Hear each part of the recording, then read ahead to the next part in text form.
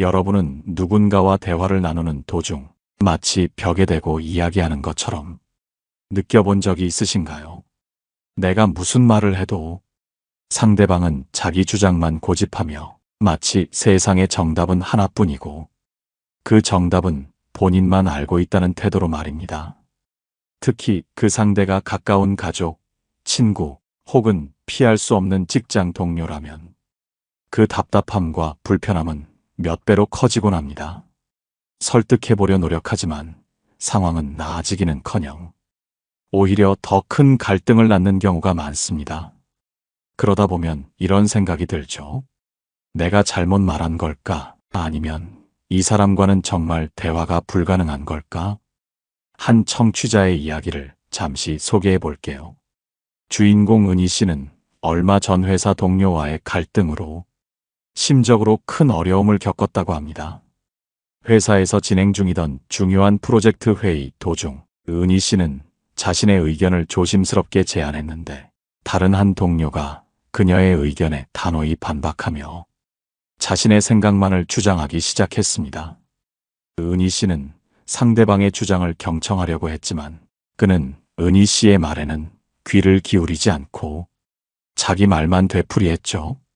결국 회의는 무거운 분위기로 끝났고 은희 씨는 소진된 기분으로 자리를 떠나야 했습니다. 하지만 문제는 여기서 끝나지 않았습니다. 그 동료는 이후에도 은희 씨의 의견을 깎아내리는 듯한 말투와 태도를 이어갔고 은희 씨는 점점 더 위축될 수밖에 없었습니다. 이 경험은 단순히 직장에서의 갈등을 넘어서 은희 씨의 일상과 자존감까지 흔들리게 만들었죠. 우리도 은희 씨와 같은 상황을 겪어본 적 있지 않나요? 가족 모임에서 작은 의견 차이로 다툼이 커진 적이 있거나 친구와의 대화가 서로의 고집으로 인해 삐걱된 적이 있다면 아마 이 이야기에 공감하실 겁니다. 왜 어떤 사람들은 이렇게 끝까지 자기 말만 고집할까요? 그리고 우리는 이런 상황에서 어떻게 해야 스스로를 지키면서도 상대와의 갈등을 현명하게 해결할 수 있을까요? 오늘 방송에서는 이 질문에 대한 답을 찾아보려 합니다. 철학자 소크라테스는 이렇게 말했습니다.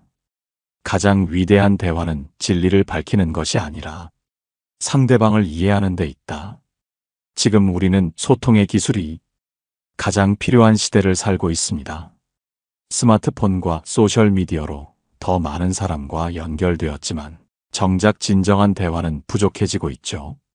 우리에게 필요한 것은 상대를 꺾으려는 말이 아니라 서로를 이해하고 마음을 다스리는 기술입니다.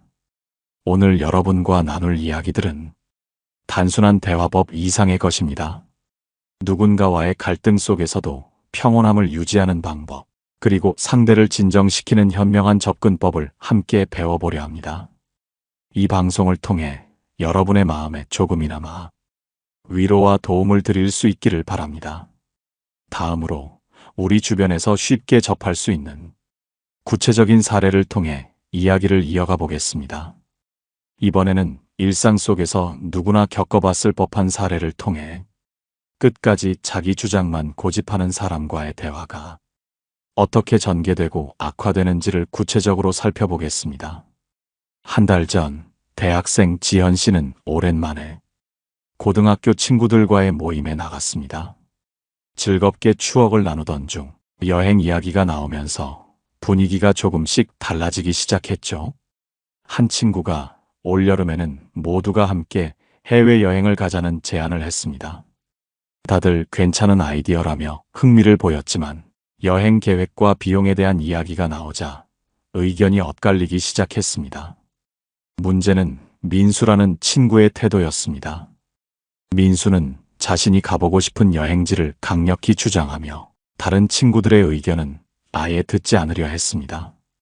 지현 씨가 모두가 편하게 갈 수 있는 곳으로 정하는 게 좋지 않을까?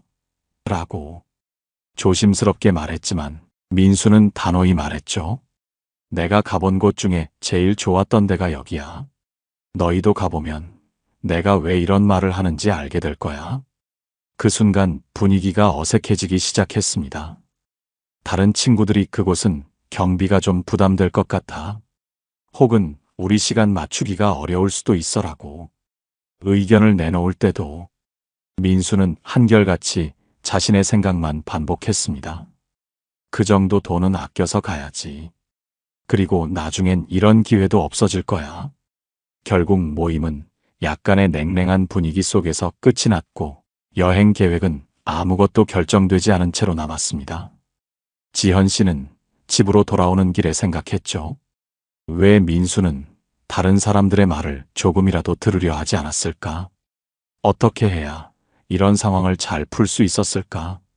사실 민수 같은 사람들은 단순히 고집이 세서 그런 행동을 보이는 것이 아닙니다. 심리학적으로는 자기 주장을 고수하는 태도 뒤에는 불안감이나 자기 확신 부족이 숨겨져 있을 가능성이 큽니다. 그들은 자신이 옳다고 믿지 않으면 다른 사람들 앞에서 자신의 가치를 잃는다고 느낄 수 있습니다. 그 결과 대화는 소통이 아니라 자신을 방어하기 위한 투쟁처럼 변질되는 경우가 많습니다. 이런 상황에서 지현 씨와 친구들이 어떻게 대처했다면 더 좋은 결과를 얻을 수 있었을까요? 첫 번째로 민수의 말을 반박하기보다는 그의 감정에 공감하며 시작할 필요가 있었습니다. 예를 들어 민수가 그곳을 정말 좋아했구나. 민수가 추천하는 이유를 더 들어보고 싶어라는 식으로 말했더라면 민수도 자신의 의견을 더 긍정적으로 풀어낼 기회를 얻었을 겁니다. 두 번째로 민수의 주장을 인정하면서도 다른 대안을 함께 탐색하는 대화 방식을 시도할 수 있었습니다. 민수가 얘기한 곳 정말 멋질 것 같아. 그런데 우리 다른 친구들의 의견도 들어보면서 모두가 만족할 수 있는 방법을 찾아보면 좋지 않을까? 이렇게 하면 민수도 자신의 의견이 존중받는다고 느낄 수 있고 다른 사람들도 참여할 기회를 얻게 됩니다. 세 번째로 때로는 대화의 주제를 잠시 다른 방향으로 전환하는 것도 갈등을 완화하는 데 도움이 됩니다. 그날 모임에서 민수의 고집이 강해졌을 때 다른 친구들이 여행 얘기는 조금 있다가 다시 하고 일단 우리 고등학교 시절 얘기나 더 해볼까? 라는 식으로 대화를 이끌었다면 분위기가 한결 부드러워졌을지도 모릅니다. 끝까지 자기 주장만 고집하는 사람은 종종 타인의 관심과 인정이 필요한 상태에 있습니다. 그들의 말 뒤에는 내 의견도 존중받고 싶다는 마음이 숨어 있다는 것을 이해하는 것이 중요합니다. 우리가 상대의 감정을 먼저 인정하고 받아들이면 대화는 훨씬 더 긍정적인 방향으로 흘러갈 수 있습니다. 이번에는 자기 주장만을 고집하는 사람과 효과적으로 소통하는 데 필요한 구체적인 전략들을 더 깊이 살펴보도록 하겠습니다. 이제 자기 주장만 고집하는 사람과 현명하게 대화하기 위한 구체적인 전략들을 알아보겠습니다. 이 전략들은 단순히 문제를 해결하는 데 그치지 않고 관계를 더욱 건강하게 만들 수 있는 중요한 방법들입니다. 먼저 상대의 고집스러운 태도를 마주했을 때 가장 먼저 해야 할 일은 감정을 진정시키는 것입니다. 감정이 격해지면 대화는 본질에서 멀어지고 문제 해결보다는 서로를 공격하거나 방어하는 상황으로 변질되기 쉽습니다. 이를 피하려면 상대의 말을 끝까지 들어주며 그들이 충분히 표현할 시간을 주는 것이 중요합니다. 사람들은 자신이 이해받고 있다고 느낄 때 비로소 마음의 문을 열기 시작합니다. 얼마 전 청취자 서연 씨가 보내온 사연이 떠오릅니다. 서연 씨는 가족 모임에서 아버지와 심한 언쟁을 겪었다고 합니다. 그날 저녁 아버지는 서연 씨에게 이제는 안정된 직장을 가져야 하지 않겠니? 라며 다소 직설적인 충고를 건넸습니다. 하지만 서연 씨는 프리랜서로 일하며 자유롭게 살고 싶다는 꿈을 가지고 있었죠. 서로의 입장이 좁혀지지 않자 아버지는 서연 씨의 선택이 무책임하다며 더욱 강하게 몰아붙였고 서연 씨는 억울함과 분노에 눈물까지 터뜨리고 말았습니다. 서연 씨는 자신을 이해하지 못하는 아버지의 태도가 답답했지만 이후 차분히 생각해보니 아버지도 그 나름의 걱정과 불안 속에서 그런 말을 했을 거라는 생각이 들었다고 합니다. 그래서 서연 씨는 다음 날 아버지와 다시 대화를 시도했습니다. 이때 서연 씨가 택한 방법은 아버지의 감정을 먼저 인정하는 것이었습니다. 아빠, 어제 제가 너무 예민하게 반응했던 것 같아요. 그런데 아빠가 왜 그런 말씀을 하셨는지 생각해보니 제가 잘 모르는 아빠의 마음도 있었을 것 같아요. 혹시 저 때문에 걱정되시는 부분이 있으세요? 서연 씨의 이 말에 아버지는 잠시 침묵하시더니 조용히 자신의 마음을 털어놓으셨습니다. 아빠는 내가 더 나은 삶을 살았으면 좋겠어서 그랬던 거야. 너의 선택을 존중하지만 부모로서 걱정이 되는 건 어쩔 수 없더라. 이 대화를 통해 서연 씨는 아버지의 진심을 이해하게 되었고 두 사람은 서로의 입장을 조금 더 열린 마음으로 받아들일 수 있었습니다. 여기서 두 가지 중요한 교훈을 얻을 수 있습니다. 첫째, 상대방의 말을 인정하고 공감하는 태도는 갈등의 강도를 크게 낮출 수 있습니다. 그럴 수도 있겠다. 그렇게 생각하시는군요. 와 같은 짧은 문장만으로도 상대방은 자신의 감정이 존중받고 있다고 느낍니다. 둘째, 갈등의 순간에 해결보다 이해를 우선시하는 자세가 필요합니다. 문제를 바로 해결하려는 시도는 오히려 상황을 더 복잡하게 만들 수 있습니다. 대신 상대의 감정에 초점을 맞추고 그들이 무엇을 느끼고 있는지를 알아보려는 노력이 갈등을 풀어나가는 출발점이 될 수 있습니다. 이와 관련해 심리학자인 로저스는 진정한 소통은 타인의 세계를 이해하려는 노력에서 시작된다고 말했습니다. 우리가 상대의 고집스러운 태도, 이면에 숨어 있는 그들의 감정과 욕구를 이해하려고 할 때 비로소 대화는 단순한 설득을 넘어 공감과 치유의 과정으로 나아갈 수 있습니다.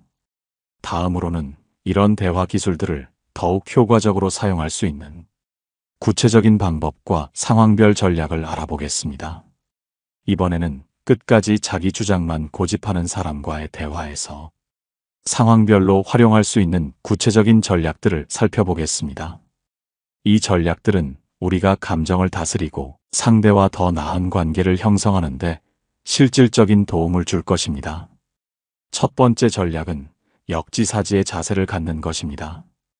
우리가 흔히 말하는 역지사지는 상대의 입장에서 상황을 바라보는 것을 뜻합니다.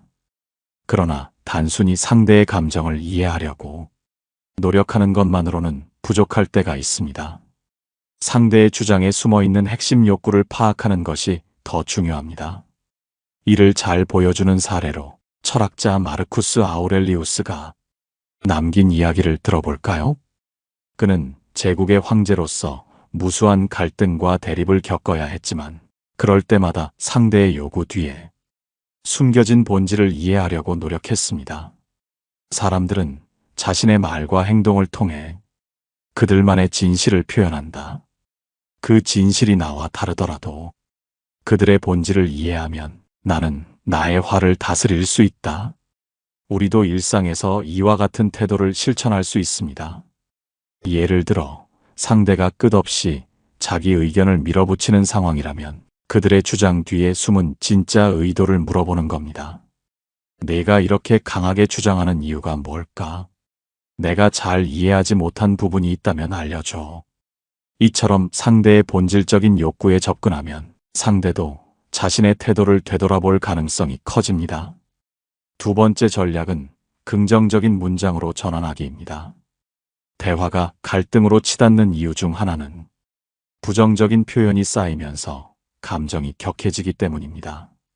상대가 부정적인 말을 반복하더라도 우리가 긍정적인 언어로 반응하면 분위기를 부드럽게 바꿀 수 있습니다. 한 직장인의 이야기를 예로 들어볼까요? 주인공 경호 씨는 상사와의 대화에서 종종 갈등을 겪었습니다. 상사는 경호 씨의 업무 방식에 대해 왜 이렇게밖에 못했냐라며 비난하는 태도를 보였죠. 경호 씨는 처음엔 변명하려 했지만 상사는 그의 말을 끊고 자신의 주장을 반복했습니다. 그날 집으로 돌아온 경호 씨는 더 이상 이런 갈등을 반복하고 싶지 않다는 생각에 다음 날 새로운 접근 방식을 시도해 보기로 했습니다. 상사가 또다시 지적을 시작하자 경호 씨는 이렇게 말했죠. 말씀하신 부분에서 배울 점이 많네요. 제가 놓친 부분을 바로잡을 수 있도록 더 구체적으로 알려주실 수 있을까요? 이 긍정적인 반응에 상사는 당황한 표정을 지으며 차츰 경호 씨의 말을 경청하기 시작했습니다. 비난의 태도가 사라지자 대화는 더 생산적으로 변했고 결국 두 사람은 같은 문제를 두고 서로의 관점을 교환하며 해결책을 찾을 수 있었습니다. 세 번째 전략은 잠시 멈추고 호흡하기입니다. 때로는 대화 속에서 스스로 감정을 제어하는 것이 어려울 때가 있습니다. 특히 상대가 끝까지 자기 주장만 고집하며 우리의 감정을 자극할 때 우리는 화를 억누르기 힘들어질 수 있죠. 이럴 때는 잠시 멈추고 심호흡을 하며 자신의 감정을 가라앉히는 시간이 필요합니다. 심리학자 데니얼 골먼은 이렇게 말했습니다. 감정을 다스리는 힘은 지혜로운 대화의 필수 조건이다. 우리는 우리의 감정을 인식하고 그 감정이 행동으로 옮겨가기 전에 스스로 조율할 수 있어야 한다. 다음 대화 중 우리가 화가 난 상태에서 상대에게 감정적으로 반응한다면 대화는 더 큰 충돌로 이어질 가능성이 높습니다.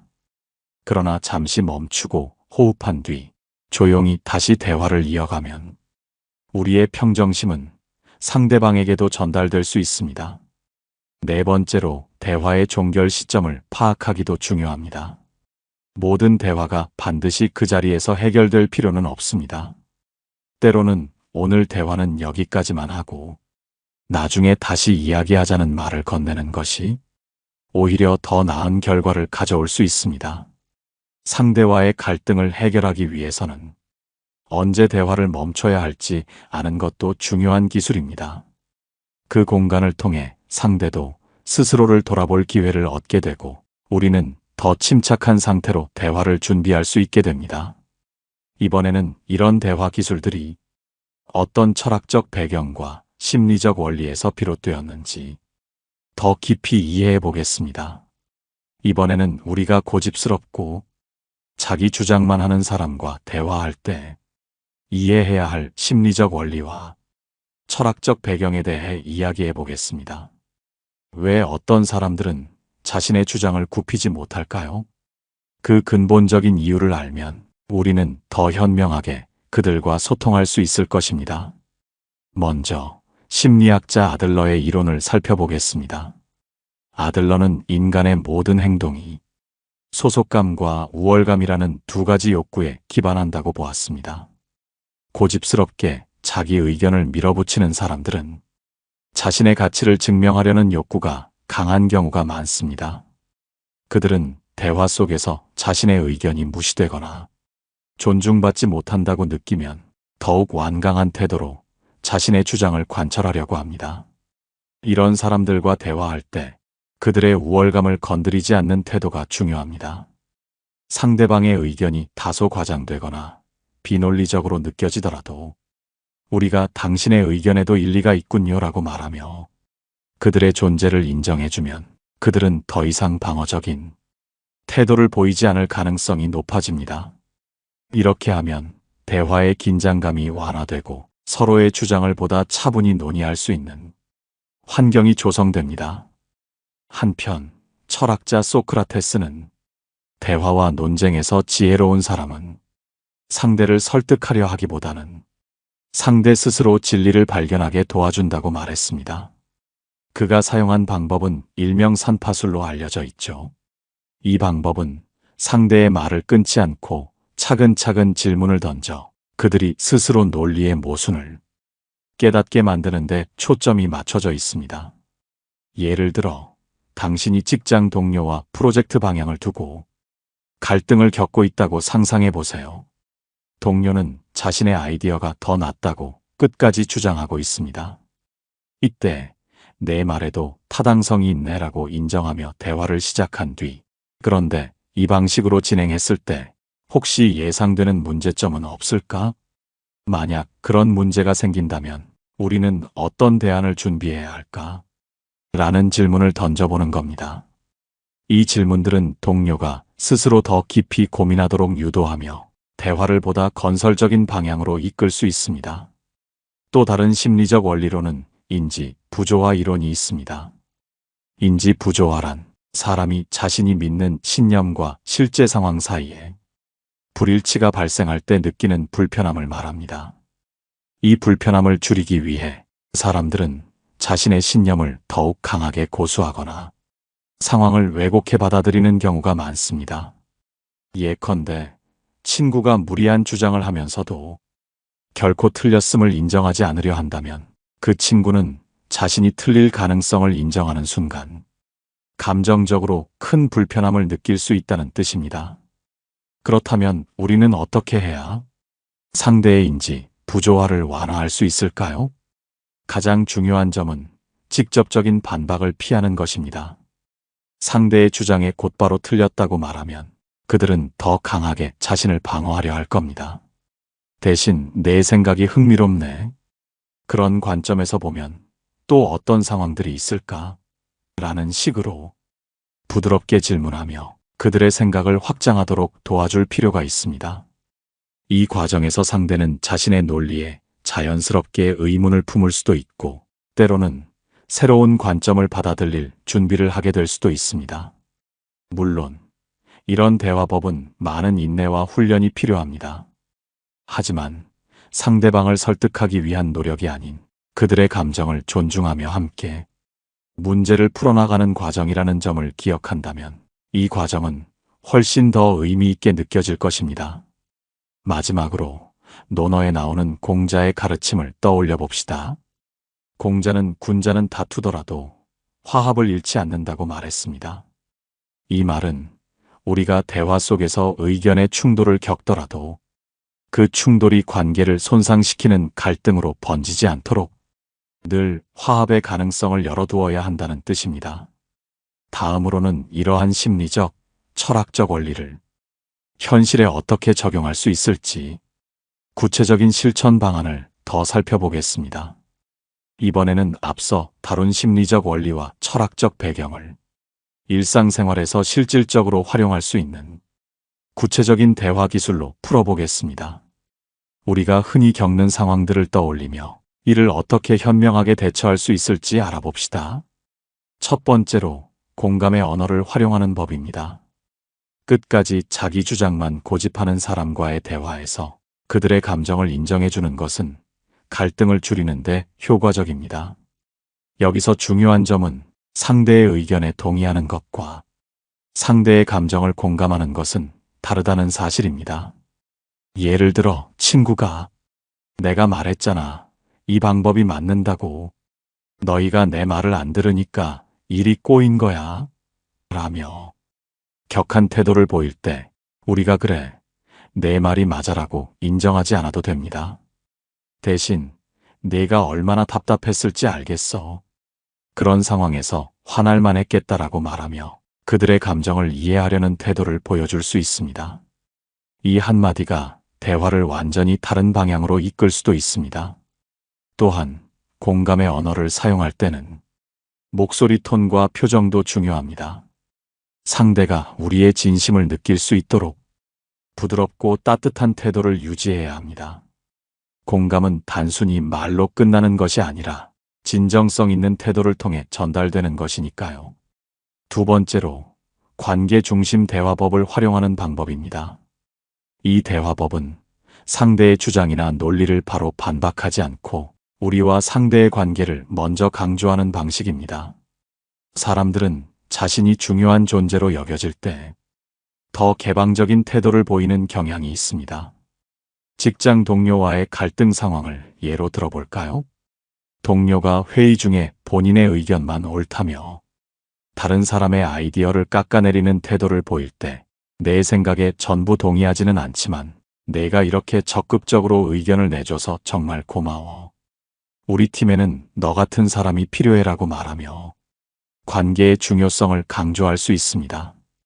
이 한마디는 동료가 스스로를 돌아보게 만들고 더 협조적인 태도로 변할 기회를 줄 수 있습니다.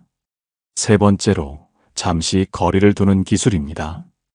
대화가 격렬해지고 상대가 우리의 모든 말을 부정하며 자신의 주장만 고집할 때 때로는 대화를 잠시 멈추는 것이 최선의 선택일 수 있습니다. 여기서 중요한 것은 대화를 멈추는 방식입니다. 우리가 화를 내거나 불쾌감을 드러내며 자리를 떠나면 상대는 더 강하게 자신을 방어하려 들 것입니다. 대신 이 대화는 중요한 문제니까 서로 조금 더 생각해보고 다시 이야기하자라며 중립적이고 침착한 태도로 대화를 중단해야 합니다.